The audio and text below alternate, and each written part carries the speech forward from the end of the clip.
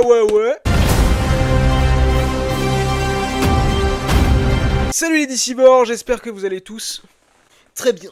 Hier, c'était le Superman Day, et à cette occasion, James Gunn nous a lâché un petit behind the scene qui, je sais pas vous, mais moi m'a presque plus plu que si on avait eu un deuxième trailer hier. J'ai adoré ce behind the scene qui, en toute honnêteté, en révèle énormément sur le film et des petits détails très intéressants. On a même un look total de Métamorpho, mais croyez-moi, il y a eu beaucoup de petits secrets et détails cachés dans ce behind the scene, et je vous propose qu'on en parle aujourd'hui, parce que je vois qu'il y a pas mal d'interrogations, donc on va essayer de décrypter tout ça ensemble et de voir ce que ça donne.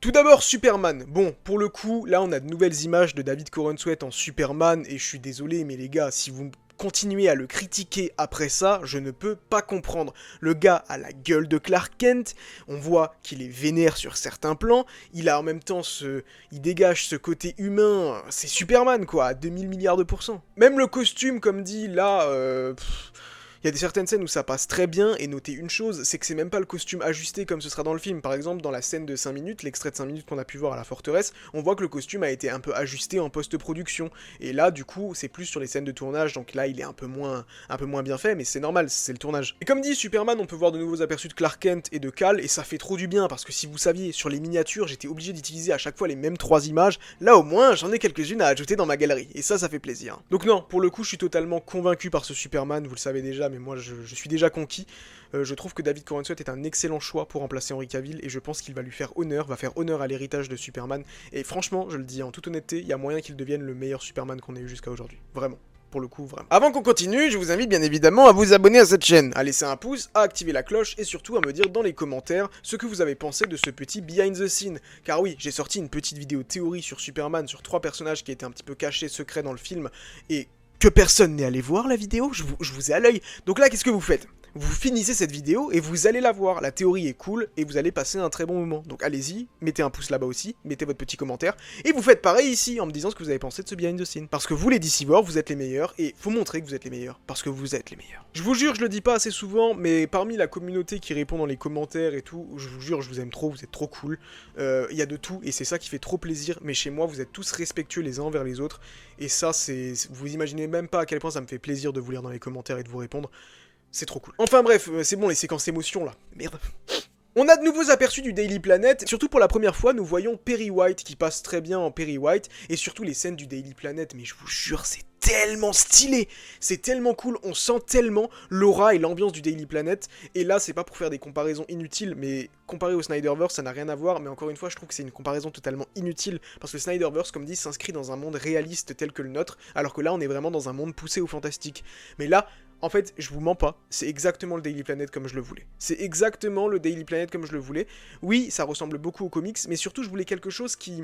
On n'avait jamais eu vraiment encore l'occasion que ce soit vraiment retranscrit en live ou en jeu et tout. Et dans Suicide Squad Kill the Justice League, on a un moment donné où on peut justement aller au Daily Planet, et je me suis dit, waouh, franchement, s'ils font un truc pareil dans le film, ce sera juste incroyable, c'est typiquement le genre de retranscription qu'il faut, et là ils l'ont un petit peu modernisé, mais c'est vraiment parfait. Ce grand globe Daily Planet, c'est juste incroyable, on a de nouveaux visuels également de Lois Lane, Rachel Brosnan, qui à mon avis va faire un travail juste spectaculaire, on sent qu'il y a une véritable confiance en James Gunn, c'est d'ailleurs ce que j'ai aimé dans ce behind the scene, où vraiment on est là, en mode, c'est le début d'un nouvel univers, c'est un univers d'ici qui est déjà actif, mais c'est le début d'un nouvel univers, c'est un gros challenge ce film, et on sent que tout le monde en a conscience et qu'ils le vendent véritablement comme ça. On a même le droit à un petit visuel des autres héros qui seront présents dans le film, tout d'abord Hawkgirl qui apparaît à 2 reprises, Hawkgirl qui a un costume pour l'instant, qu'est-ce qu'il est moche, mais bon, c'est les combinaisons de motards de Maxwell Lord. Soyons patients, ils auront leurs vrais costumes qui arriveront à un moment donné, c'est volontaire de la part de James Gunn. Vous voyez bien que les tenues sont similaires, c'est des uniformes, comme dit, qui appartiennent à Maxwell Lord, mais tout ça on en reparlera encore bien avant le début du film, ne vous inquiétez pas. J'avais déjà théorisé un peu là-dessus, mais je pense que je vais faire une théorie un peu plus construite cette fois-ci, pour vous parler de la Justice League Internationale et de ses costumes. Mais sinon, Isabella Merced... elle est juste incroyable, franchement, soyons tout à fait francs, elle est juste incroyable, c'est une incroyable actrice, qui je suis sûr va faire un travail extraordinaire en tant que Hawkgirl, et j'ai hâte de savoir qui sera également casté en tant que Hawkman, mais Isabella Merced, je suis déjà amoureux les gars. Mais s'il y a bien un truc qui est incroyable, c'est Métamorpho. À l'époque, quand Tony Carrigan a été casté, j'étais là en mode, c'est trop cool, cet acteur est excellent, il mérite vraiment de briller, et du coup j'ai été trop content qu'il soit casté. Surtout que lui a une histoire personnelle vis-à-vis de ça, mais encore une fois, on en reparlera, il y aura plein d'anecdotes au moment de la sortie du film, qui d'ailleurs sort dans moins de 3 mois. Mais, on nous avait annoncé que le costume serait plutôt practical et avec un peu de CGI, mais surtout du practical. Mais ça rend trop bien. Faut tellement remettre le practical à la mode aujourd'hui, parce que là, c'est... Franchement, je pense que c'est vraiment mieux le résultat qu'on a là que ce qu'on pourrait avoir en CGI. Alors évidemment, il y aura des CGI qui seront rajoutés, même dans l'utilisation de ses pouvoirs, etc. Mais je trouve le costume qui a été fait justement pour ce practical vraiment incroyable et ce métamorpho. Waouh, waouh. J'ai vraiment hâte de le voir en live, de le voir utiliser ses pouvoirs. Mais Rex Mason, c'est un personnage qui a une histoire tellement bouleversante et intéressante que franchement, croyez-moi, c'est le genre de personnage que vous allez apprécier dans ce film, rien que pour son histoire. Maintenant, on va rentrer un peu plus dans les choses qui sont un peu plus cachées, les petites interrogations des gens, tatati. J'ai des réponses à vous fournir. J'ai toujours des petites réponses à vous fournir pour vous, parce que vous êtes encore une fois les meilleurs. Merde, la séquence d'émotion. Vous savez qu'il y a un méchant dans le film, Ultraman. Ultraman qui est visiblement un clone raté de Superman. À plusieurs reprises, on a évoqué le fait qu'il y a de grandes chances, moi je pense en tout cas, que ce clone raté de Superman évolue vers le personnage de Bizarro. Je vous ai dit qu'à mon avis, James Gunn va intégrer Bizarro dans son univers, car il avait déclaré que l'un de ses comics préférés du moment à un certain temps, c'était Red Hood et les Outlaws. Red Hood, on s'en doute, sera présent dans ce DCU. Et Red Hood et les Outlaws est une équipe, il y a eu 2 équipes d'ailleurs, en France chez Urban il y a eu 2 tomes qui sont sortis avec 2 équipes différentes, et dans l'une de ces 2 équipes il y a bel et bien le personnage de Bizarro. Et c'est pour ça que je pense que Bizarro va être un personnage assez important de ce DCU, et qu'il sera déjà présent dans ce film. On a un petit indice qui pourrait éventuellement laisser penser que Bizarro sera dans le film. Mais je vais vous demander de prendre des grains de sel, parce que en fait on voit la cape de Superman de l'arrière, et le logo de Superman est inversé. Le truc, c'est qu'il se peut également que ce soit simplement un reflet qui nous induise en erreur, qui nous fasse douter. Mais on sait un clone raté de Superman sera présent. Donc peut-être qu'il va y avoir justement ce Bizarro qui va se faire passer pour Superman. Je sais pas encore comment ça pourrait être transcrit, mais on en parlera. Mais je pense peut-être que l'image qu'on voit là, ce n'est pas Clark, mais c'est son clone raté, Bizarro. Mais le costume est un peu trop propre, et je pense qu'il va être un petit peu abîmé pendant le film, si cette théorie est bel et bien correcte, et qu'on a bel et bien Bizarro dedans. Mais en tout cas, ça promet du très très lourd. Parce que comme dit, Bizarro, il y a vraiment moyen de l'intégrer dans cette équipe de Red Hood et les Outlaws, aux côtés, je sais pas, d'une Starfire. Bon, Starfire sera probablement plus dans les Teen Titans. Mais il y a d'autres persos, il y a encore Artemis, Wingman, Bunker, et Arsenal, il me semble. Mais du coup, voilà, il y a vraiment pas mal de choses qu'on pourrait faire avec cette équipe-là, donc introduire Bizarro dans ce film-là, bah pourquoi pas, ça pourrait être plutôt cool. À un moment donné, on peut voir James Gunn qui apparaît dans un certain vaisseau. Ce vaisseau, je pense qu'il s'agit du vaisseau de Mister Terrific. Alors, les couleurs sont vraiment très similaires, et quand j'ai vu ce plan, ça m'a fait penser un peu au scarabée de Ted Cord.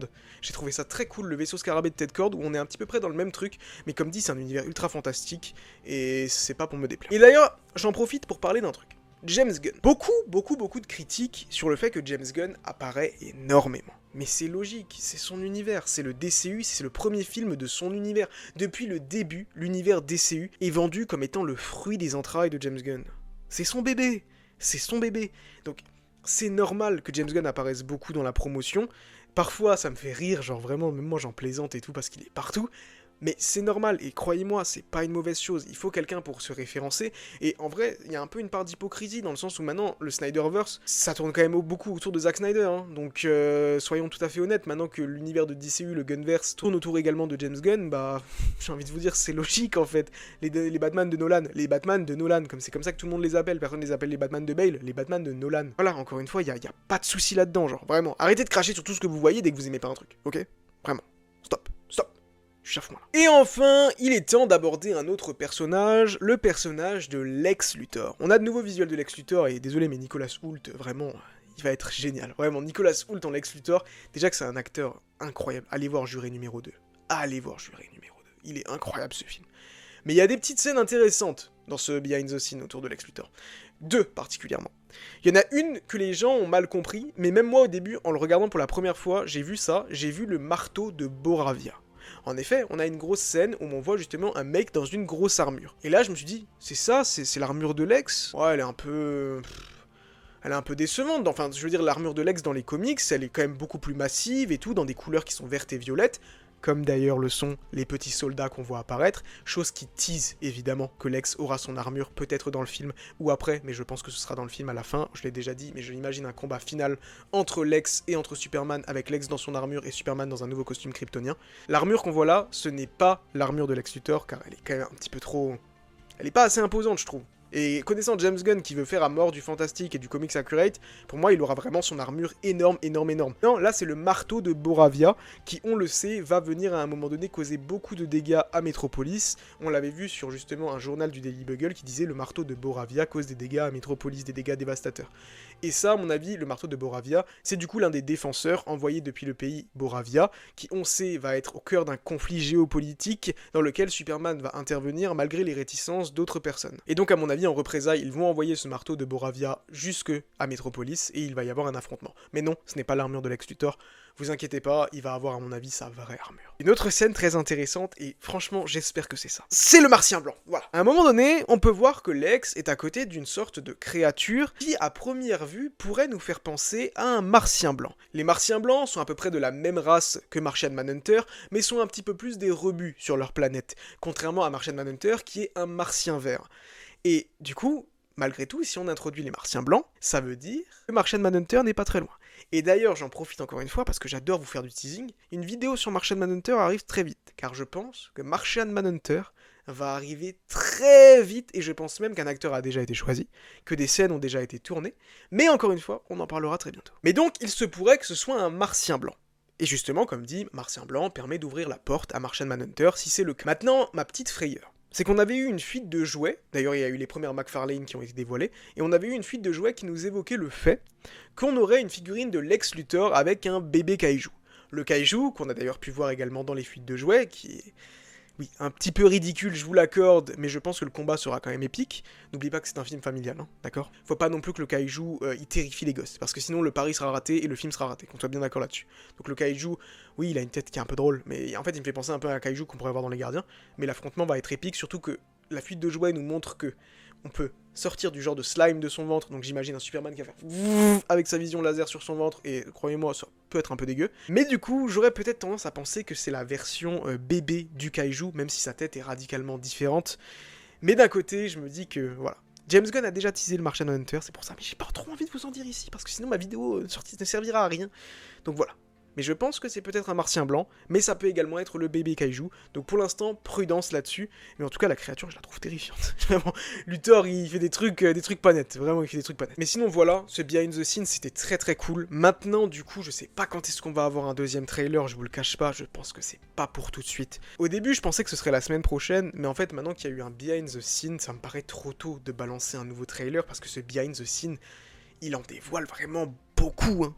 Il en dévoile beaucoup sur beaucoup de choses, on s'en rend pas compte, mais on a pas mal de nouveaux détails. Donc je pense qu'un prochain trailer, je sais pas si ce sera pendant ce mois d'avril, je pense que ce sera plus probablement au mois de mai. Surtout qu'on le sait, on a eu l'information, mais James Gunn va promouvoir son film Superman lors de la finale de la Champions League. Et en toute honnêteté, c'est un truc, je sais même pas si ça a déjà été fait.